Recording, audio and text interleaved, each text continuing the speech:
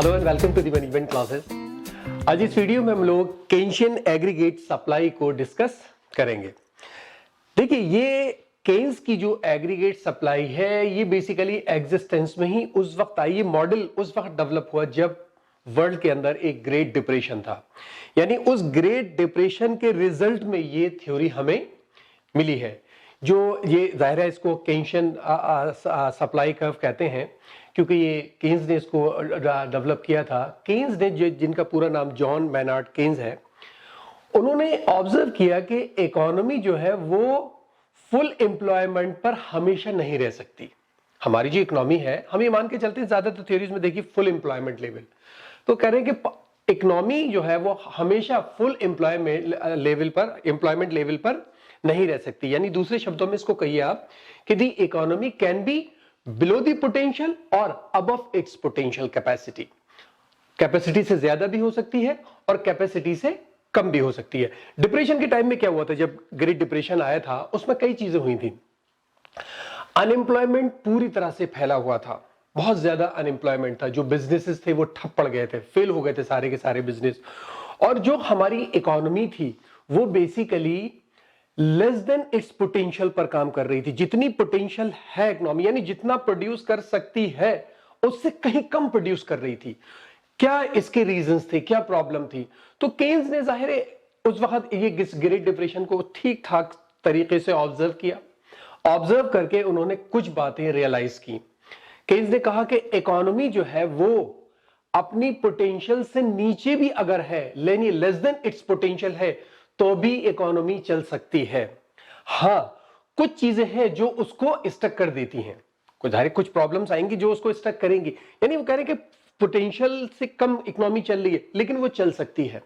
कुछ प्रॉब्लम्स हैं आएंगी, लेकिन केन्स का कहना है कि वो प्रॉब्लम सेल्फ करेक्टिंग होती हैं थोड़े से लॉन्ग टर्म के अंदर, शॉर्ट टर्म से लॉन्ग टर्म के अंदर वो अपने आप करेक्ट हो जाती हैं अगर इकोनॉमी के में अंदर कुछ डिसइक्विलिब्रियम या प्रॉब्लम आती है। लेकिन अब 1930s में जिस वक्त ग्रेट डिप्रेशन था उस वक्त आप ये बात करें कि अगर हम ये कह के चलें कि इकोनॉमी ऑटोमेटिकली करेक्ट कर लेती है अपने आप लॉन्ग टर्म के अंदर, लेकिन यहां क्या किया जाए? यहां तो प्रॉब्लम्स बहुत ज्यादा हैं, लोग की जॉब्स जा रहे हैं, सफरिंग्स वाइड स्प्रेड है, बहुत ज्यादा इकोनॉमी के अंदर प्रॉब्लम है। तो अगर केन्स का ये कहना था यहां पर कि अब गवर्नमेंट को या जो हमारी मॉनिटरी लीडर्स हैं उनको कुछ करना चाहिए शॉर्ट रन के अंदर ही, otherwise long run never comes. Keynes का कहना था कि जाहिर है लॉन्ग टर्म में तो ये कर लेगा काम, अपने आप हो जाएगी, लेकिन हमारे पास लॉन्ग रन नहीं है। अगर शॉर्ट रन के अंदर ही काम नहीं किया गया, मॉनेटरी पॉलिसी गवर्नमेंट की या मॉनेटरी लीडर्स है वो या गवर्नमेंट अपनी एक्सपेंडिचर से अगर कुछ नहीं कर पाएगी तो लॉन्ग रन तो कभी आएगा ही नहीं, इकोनॉमी खत्म हो जाएगी। इसीलिए आप अंदाजा लगाइए कि ये जो एग्रीगेट डिमांड कर्व है इसको लेकर बहुत ज्यादा लोगों में डिसएग्रीमेंट से, कोई कहता था ऐसा होना चाहिए, कोई कहता था सप्लाई ऐसी होनी चाहिए, कुछ होना चाहिए, इसमें बहुत ज्यादा डिसएग्रीमेंट्स रहे। तो बेसिकली जो केन्स का व्यू है वो काफी सिंपल लगा। केन्स ने क्या कहा? केन्स ने कहा कि एट एनी गिवन मोमेंट, कोई भी आप पीरियड लीजिए, the economy has clearly defined capacity output. Capacity output basically हम लोग मैक्सिमम आउटपुट उसको कहिए। कैपेसिटी आउटपुट जो है वो मैक्सिमम आउटपुट, और जिसको इस थ्योरी के अंदर हम लोग YF से रिप्रेजेंट करेंगे। Output, full employment level, full employment लीजिए, मैक्सिमम लीजिए, या कैपेसिटी आउटपुट लीजिए कि इकोनॉमी की जितनी टोटल कैपेसिटी है उस कैपेसिटी पर वो प्रोड्यूस कर रहा है। तो केन्स ने क्या कहा? किसी भी मूवमेंट पर इकोनॉमी अपनी कैपेसिटी को क्लियरली डिफाइन कर देती है। यानी कोई भी प्रॉब्लम्स है, आप साइकिल के किसी भी पोर्शन पर हैं, बूम की तरफ जा रहे हैं, रिसेशन की तरफ आ रहे हैं, डिप्रेशन की तरफ जा रहे हैं, रिकवरी की तरफ जा रहे हैं, इकोनॉमी अपने आप को क्लियरली डिफाइन करती है कि मेरा मैक्सिमम आउटपुट या मेरी कैपेसिटी कितनी है। ठीक है, अच्छा, ये जो हमारा मैक्सिमम आउटपुट है ये किन चीजों पर बेसिकली डिपेंड कर, यानी कौन सी चीजें हैं जो इसको आप डिफाइन करेंगे, जो डायरेक्ट असर डालेंगी? आपके एग्जिस्टिंग लेबर फोर्स है, जाहिर है लेबर फोर्स जितनी होगी उसी हिसाब से आपका प्रोडक्शन होगा। आपका करंट कैपिटल स्टॉक है, लेबर बहुत है, कैपिटल नहीं है तो प्रॉब्लम है। या फिर ये डिफाइन करता है हमारे टेक्नोलॉजी से, जो हमारी एग्जिस्टिंग स्टेट ऑफ टेक्नोलॉजी है, ये हमें बताकर चलती है कि प्रोडक्शन कितना होगा, यानी हमारी कैपेसिटी क्या है, किस लेवल पर हम जाके प्रोड्यूस कर सकते हैं।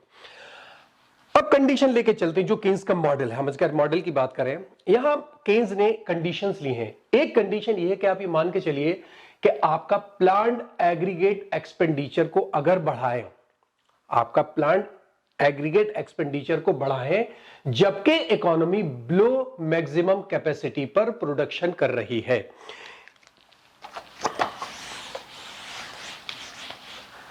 प्लान एक्सपेंडिचर को बढ़ाया हमने, ठीक है। अब ये दो कंडीशन है, बिलो कैपेसिटी पर है इकोनॉमी और मान के चलिए नियर और एट द कैपेसिटी, यानी ये ऑलमोस्ट फुल एम्प्लॉयमेंट लेवल है। हम प्लान एक्सपेंडिचर को बढ़ा रहे हैं, दो कंडीशन लेके चले हम। एक तो जब हमारी इकोनॉमी लेस देन पर है, इसकी अगर हम बात करें कि बिलो दी कैपेसिटी हमारी इकोनॉमी काम कर रही है, इस वक्त अगर हम प्लान एक्सपेंडिचर को बढ़ाएंगे तो क्या होगा, हमारी inventory below the plant inventory में रहेगी। जो हमने प्लान किया है उससे हमारी इन्वेंट्री कम रहेंगी, ठीक है, क्योंकि इकोनॉमी बिलो द कैपेसिटी है। दूसरी बात, जो हमारी फर्म है उसका आउटपुट इंक्रीज करेगा, बिल्कुल करेगा, क्योंकि हम बिलो द कैपेसिटी भी है और हम प्लान एक्सपेंडिचर को बढ़ा भी रहे हैं। हमारे पास कैपेसिटी भी है और हम प्लान एक्सपेंडिचर को बढ़ा भी रहे हैं, तो जाहिर है हमारा आउटपुट बढ़ेगा, लेकिन प्राइस पर कोई चेंज नहीं पड़ेगा। इन केस में प्राइस पर चेंज नहीं होगा, क्योंकि इकोनॉमी पहले से ही बिल्कुल नीचे से ऊपर की तरफ आ रही है। इसको हम आगे फिगर के अंदर डिस्कस करेंगे तो ये बात अच्छी तरह से आपकी समझ में आएगी, क्योंकि हमारी इकोनॉमी अंडर यूटिलाइज्ड है, हमारी कैपेसिटी नहीं है इतनी, हमारे पास कैपेसिटी है लेकिन प्रोडक्शन नहीं है, तो जाहिर है उस वक्त अगर हम एक्सपेंडिचर को बढ़ाएंगे तो आउटपुट तो बढ़ेगा लेकिन प्राइस लेवल नहीं बढ़ सकता। और जाहिर है जब ऐसा होगा तो यहां पर साइक्लिकल अनएम्प्लॉयमेंट आएगा, जो डायरेक्टली रिजल्ट करता है साइकिल्स ऑफ अपटर्न और डाउनटर्न, जो साइकिल में आती हैं उससे जाहिर है वो इफेक्ट करेगा और साइक्लिकल अनएम्प्लॉयमेंट मार्केट के अंदर होगा। लेकिन ये जो एक्सपेंशनरी पॉलिसी गवर्नमेंट लेके चलेगी, कैसे भी किसी भी तरीके से, मान लीजिए वो टैक्स कट करे या कुछ भी करे या अपना एक्सपेंडिचर को बढ़ाए, कुछ भी करे, इससे मार्केट के प्राइसेस पर कोई प्रेशर नहीं पड़ने वाला, प्रेशर ऊपर की तरफ नहीं जाएगा, क्योंकि हमारी इकोनॉमी अपने अंडर कैपेसिटी काम कर रही है। एक बात। दूसरी बात लें कि मान लीजिए अब हम प्लांट एक्सपेंडिचर बढ़ा रहे हैं जबकि हमारी इकोनॉमी एट द कैपेसिटी और एटलीस्ट नियर द कैपेसिटी है। इस केस में अगर हम वाईएफ को बढ़ा रहे हैं, हमारा वाईएफ है, तो क्या होगा, जाहिर है हमारी इन्वेंट्री लोअर ही रहेंगी प्लांट से, क्योंकि हमारी तो पहले ही हम कैपेसिटी पर पहुंचे हुए हैं। लेकिन आउटपुट नहीं बढ़ेगा। यहां पर firms can not increase their output. क्यों? उसकी वजह यह है कि हम लोग पहले से ही उतना आउटपुट प्रोड्यूस कर रहे हैं, हम तो कैपेसिटी पर है ना। जब हम कैपेसिटी पर हैं तो आगे प्रोडक्शन हो ही नहीं सकता, ठीक है। और इससे क्या होगा, हमारा जब आउटपुट नहीं बढ़ेगा, आउटपुट पहले से ही बढ़ा हुआ है और उसके बाद भी हमने एक्सपेंशन किया, यानी मार्केट में पैसा बढ़ा, उससे क्या होगा, आउटपुट नहीं बढ़ रहा है, पैसा लोगों के पास बढ़ रहा है, तो जाहिर है लोग फिर ज्यादा पे करने के लिए राजी हो जाएंगे। और जब लोग ज्यादा पे करने के लिए राजी होंगे तो क्या होगा, जो प्राइस लेवल है इस केस के अंदर वो बढ़ना शुरू हो जाएगा, जिसको हम इन्फ्लेशन कहेंगे। इस केस में इन्फ्लेशन हो जाएगा, यहां प्राइस नहीं बढ़ेंगे और वहां प्राइस बढ़ जाएंगे। ये दोनों कंडीशन कैसे काम करेंगी, इसको फिगर से हम प्रूफ करेंगे, लेकिन उसके लिए एज यूजुअल मैं पहले फिगर बनाता हूं और फिगर बनाने के बाद हम स्टार्ट करते हैं, ठीक है। ओके, तो मैंने फिगर बना ली है। देखिए फिगर है, यहां पर जो हमारे हॉरिजॉन्टल एक्सिस है उस पर हमने एग्रीगेट आउटपुट लिया है, यानी इनकम है हमारी वाई, या आप इसको एग्रीगेट आउटपुट कहिए। और जो हमारे वर्टिकल एक्सिस है उसमें ऊपर वाली फिगर में हमने प्लान एग्रीगेट एक्सपेंडिचर लिया है। हमने इस थ्योरी के अंदर प्लान एक्सपेंडिचर को बढ़ाकर चलना है ना, एक केस जब हमारे पास फुल अंडर कैपेसिटी हमारी इकोनॉमी काम कर रही है, और दूसरे जब हमारी इकोनॉमी फुल एम्प्लॉयमेंट लेवल पर काम कर रही है। और नीचे वाली फिगर में हमने यहां पर प्राइस लेवल लिया है, ठीक है। अब यहां पर ये मानकर चलिए कि हमें जो इकोनॉमी मिली है, जहां से हम शुरू कर रहे हैं, वो हमें ये हमारा पहला एग्रीगेट एक्सपेंडिचर कर्व है, ये वाला AE1, ठीक है। अच्छा, ये वाली जो लाइन है ये जाहिर है हमारी 45 डिग्री की लाइन है, जो हम एक्सपेक्टेड करके चलते हैं कि होनी चाहिए, जिससे हम ये मान के चलते हैं कि जैसे जैसे हमारी प्लांट एक्सपेंडिचर बढ़ता है उसके हिसाब से हमारे आउटपुट बढ़ना चाहिए। तो उसी से हम इक्विलिब्रियम अपना निकालेंगे प्लांट एक्सपेंडिचर का। हमें इकोनॉमी जहां मिली है वो इस पोर्शन पे मिली है जहां पर AE1 हमारा हमें एक इक्विलिब्रियम देता है, जहां पर हमारा आउटपुट Y1 है, जहां पर हमारा आउटपुट Y1 है, ठीक है। और यहां हमने प्राइस लेवल जाकर देखा कि वहां Y1 पे हमें P1 प्राइस लेवल मिल रहा है। यानी ये हमें एक, अब ये सोचिए कि ये P1 या Y1 कैसे आया, ये इक्विलिब्रियम कैसे मिला। यहां पर इकोनॉमी हमें मिली है, ठीक है। हम जो थ्योरी पे बात कर रहे हैं वो यहां से आगे कर रहे हैं, ये चीज हमें मिली है। अब जब हमें ये हमारा Y1 आउटपुट मिल गया हमें, और P1 हमें प्राइस मिल गया, इसके बाद अब हम यहां पर पहले ये कंडीशन मानकर चल रहे हैं कि हम लोग जो काम कर रहे हैं वो लेस देन कैपेसिटी पर है, लेस देन कैपेसिटी पर। यानी हमारी इकोनॉमी जो है वो जितनी उसकी कैपेसिटी है उससे कम पर काम कर रही है, हमने पहले ये माना। उस केस में मानकर चलिए कि अब प्लांट एग्रीगेट एक्सपेंडिचर को बढ़ाया गया, यानी हमारी गवर्नमेंट ने या तो टैक्स में कटौती की, या गवर्नमेंट ने अपने एक्सपेंडिचर को बढ़ाया, कुछ भी किया, लेकिन जो प्लान एक्सपेंडिचर है वो गवर्नमेंट ने बढ़ा दिया। उससे क्या होगा, जो हमारा एग्रीगेट एक्सपेंडिचर कर्व है वो शिफ्ट कर जाएगा A1 से A2 पर। यानी अब ये हमारा प्लान एक्सपेंडिचर बढ़ा, हमारा जब प्लान एक्सपेंडिचर बढ़ेगा तो जाहिर है हमारा कर्व ऊपर की तरफ शिफ्ट करेगा।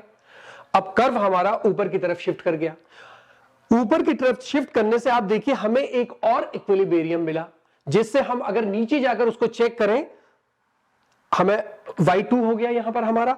और अगर हम नीचे जाकर देखें तो इस एक्सपेंडिचर से के बढ़ने से हमारी इकोनॉमी Y1 से YF पर पहुंच गई। YF क्या चीज है, फुल एम्प्लॉयमेंट लेवल, जहां हमारा जो एग्रीगेट डिमांड कर्व है ये वाला, जिससे हमें प्राइस लेवल यहां मिल रहा था, वो शिफ्ट कर गया राइट की तरफ। ये बात हमेशा मानकर चलिए, यहां हमने अगर एग्रीगेट एक्सपेंडिचर को बढ़ाया है तो पॉलिसी कौन सी है, एक्सपेंशनरी।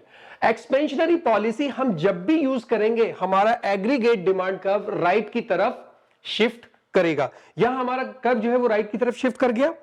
लेकिन अब आप यहां पर ये देखिए कि हमें न्यू वो मिला इक्विलिब्रियम, जिससे हमने यहां पर अपने देखा कि प्राइस बढ़ा नहीं बढ़ा। अब आप इस बात को यहां देख के चलिए कि हमारी, क्योंकि हम पहले इस पर थे, लेस देन कैपेसिटी पर थे, तो यहां पर एग्रीगेट एक्सपेंडिचर को बढ़ाने से हमारा आउटपुट बढ़ गया, ठीक है। लेकिन प्राइसेस पर कोई असर नहीं पड़ा, प्राइस हमारे P1 ही है, प्राइस हमारे P1 ही है, लेकिन आउटपुट हमारा बढ़ गया। ये क्योंकि हम लोग लोअर कैपेसिटी पे थे, अब हम क्या फुल कैपेसिटी के ऊपर आ गए हैं, ठीक है। अब आप मान के चलिए कि हमारा ये आउटपुट तो बढ़ गया, अब हम आउटपुट पर पहुंच गए फुल एम्प्लॉयमेंट लेवल पर। अब हम फुल एम्प्लॉयमेंट लेवल पर पहुंच गए,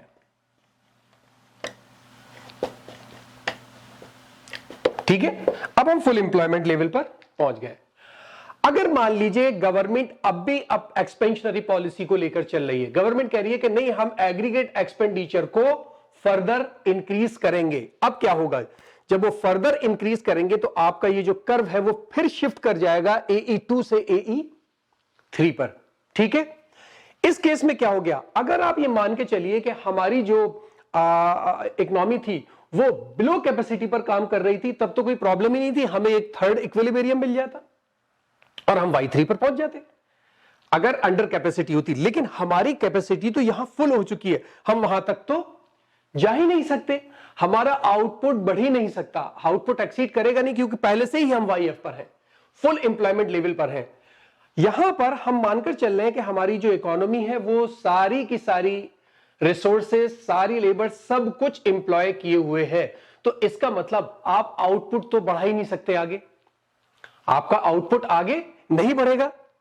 इसकी वजह से उससे क्या होगा, अब आपका फुल एम्प्लॉयमेंट लेवल पर है, आपका आउटपुट बढ़ा नहीं, लेकिन एक्सपेंशनरी पॉलिसी आपका डिमांड कर्व को शिफ्ट कर देगी।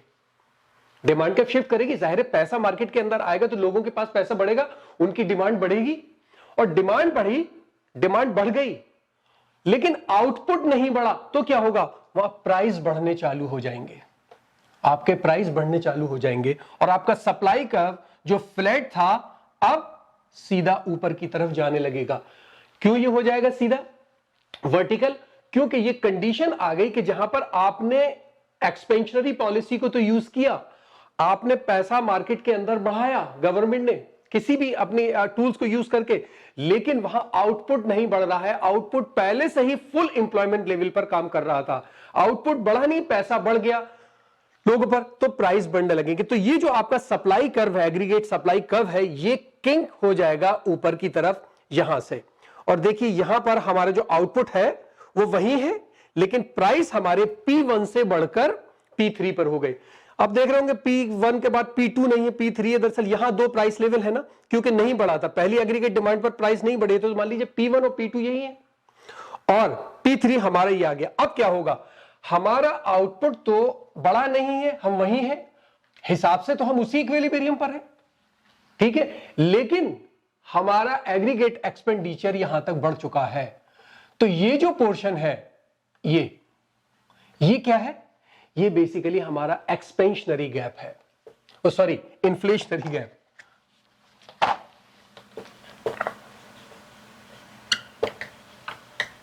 इन्फ्लेशनरी गैप ये जो है, यानी जो गैप है बिटवीन AE2 एंड AE3, ये इस जगह पर इस फुल एम्प्लॉयमेंट लेवल पर, यहां तो मैंने आपको दिखाया है फुल एम्प्लॉयमेंट लेवल पर, ये हमारा इन्फ्लेशनरी गैप है, ठीक है। इन्फ्लेशनरी गैप क्या है, difference between the plan aggregate expenditure and aggregate output at full capacity, और इसको हम लोग कभी कभी इन्फ्लेशनरी गैप भी कहते हैं, जो मैंने यहां लिखा है, ठीक है। तो यही है मॉडल जिसको बताया, इसमें दो कंडीशन बताई कि साहब हम एग्रीगेट एक्सपेंडिचर को बढ़ाएंगे जब हमारी इकोनॉमी अंडर कैपेसिटी है, जब, और एक उस वहां जब हमारी इकोनॉमी फुल एम्प्लॉयमेंट लेवल पर है, ठीक है। अच्छा, ये मानते हुए कि किंग सप्लाई कर्व कुछ मार्केट की कंडीशन को बताता है, जो हमारी किंग सप्लाई कर्व है ये मार्केट की कुछ कंडीशंस को बताता है, लेकिन फिर भी ज्यादातर इकोनॉमिक्स इसको अनरियलिस्टिक मानते हैं। वो कहते हैं कि कैसे सडनली आप किसी भी फुल कैपेसिटी या कोई भी इकोनॉमी सडनली कैसे अपनी कैपेसिटी को बता के चलती है। केन्स ने मान के चला था ना कि साहब हम ये मान के चलते हैं कि हमारी इकोनॉमी किसी भी टाइम में हो, किसी भी साइकिल के किसी भी पोर्शन में हो, अपनी फुल कैपेसिटी को वो स्पेसिफाई कर देती है। तो ये लोग मान के चलते हैं दूसरे इकोनॉमिस्ट के साथ, कैसे कोई भी इकोनॉमी एकदम से अपनी कैपेसिटी को बता देगी। अगर आउटपुट एक्सपेंड कर भी रहा है तो कोई कुछ फर्म्स फुल कैपेसिटी पे आ जाएंगी, कुछ नहीं आएंगी। इसलिए ये थोड़ा सा मुश्किल है कि साहब पूरी की पूरी इकोनॉमी एक साथ एकदम फुल एम्प्लॉयमेंट लेवल पर आ जाए। इस तरह आप ये बात को रियलाइज कर सकते हैं कि क्यों इतने ज्यादा आर्गुमेंट है इसके एग्रीगेट डिमांड कर्व के शेप पर, जो पॉलिसी डिबेट में जनरली हम लोग इसको यूज करते हैं। क्योंकि लॉन्ग रन के अंदर तो आप ये मान के चलिए कि हम अगर लॉन्ग रन की बात करें तो ये हमारा वर्टिकल हो जाता है, ठीक है, हमारा ये वर्टिकल हो जाएगा। क्यों? क्योंकि गवर्नमेंट अपनी एक्सपेंशनरी पॉलिसी को यूज कर रही है, उसमें आउटपुट बढ़ेगा, प्राइस नहीं बढ़ेगा। लेकिन जब हम या शॉर्ट रन में या लॉन्ग रन में अगर हम आगे की तरफ बढ़ाते हैं आउटपुट फुल एम्प्लॉयमेंट लेवल से ज्यादा, तो हमारा प्राइस लेवल बन जाता है, भले ही वो शॉर्ट रन में हो। उसके प्लान्ड एक्सपेंडिचर को बढ़ाने से आउटपुट नहीं बढ़ेगा और प्राइस हमारे बढ़ जाते हैं, ठीक है। तो यही पॉलिसी, यही मॉडल है। मुझे उम्मीद है ये मॉडल आपकी समझ में आया होगा। कोई प्रॉब्लम हो तो मुझे कमेंट बॉक्स में बताइएगा। इस वीडियो में इतना ही। Thank you so much.